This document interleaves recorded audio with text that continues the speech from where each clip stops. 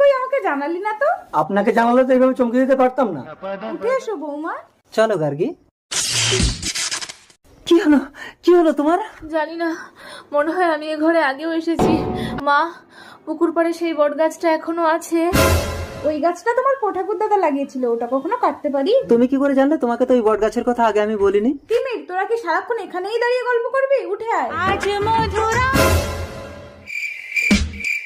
এ কি, তিমিরের সাথে আমার ছবি? কি দেখছো বৌমা? এটা তোমার ঠাকুর দাদা আর এটা তোমার ঠাকুমার ছবি।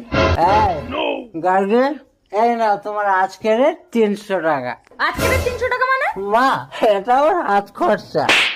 ঘরের বৌমাকে হাত খরচা? এই নাও বৌমা আলমারির চাবি, আজ থেকে ঘরের সব টাকা পয়সা তোমার। তুমি মদ খেয়ে এসেছো? বেশ করেছি, কারণ আমি চাই না তোমার সাথে শুতে। তুমি ওপারে শুবে আর আমি নিচে।